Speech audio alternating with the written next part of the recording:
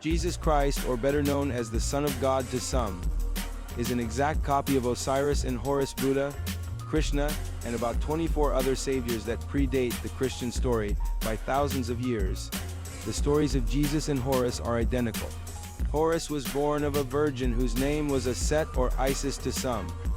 Horus was born on December 25th in a cave, and when Horus was born, his birth was announced by a star in the east, and 3 wise men came to his birth.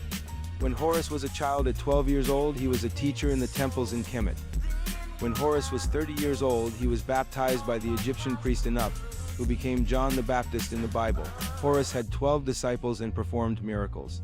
One of the miracles he performed was raising a man from the dead. The man he raised from the dead was named Osiris, or later became Lazarus in the Bible. Horus walked on water and was transfigured on a mountain in front of his disciples. Horus was crucified and buried in a tomb and resurrected 3 days later.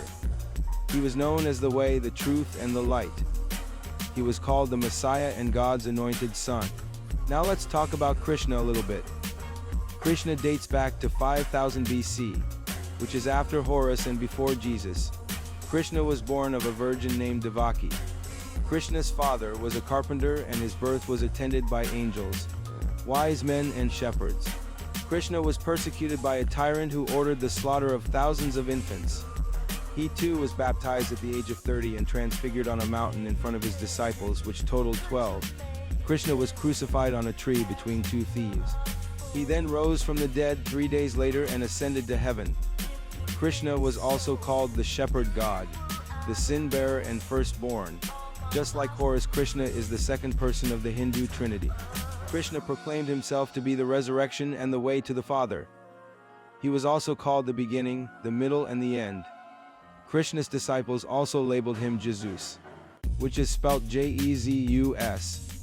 If you speak to any Hindu, they will tell you that they are waiting on the second coming of Krishna, who will engage in battle with the Prince of Evil on the final judgment day.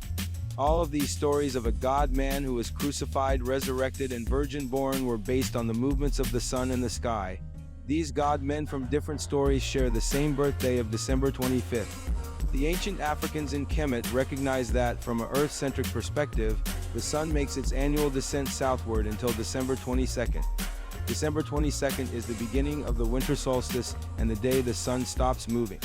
In other words, the day the sun dies.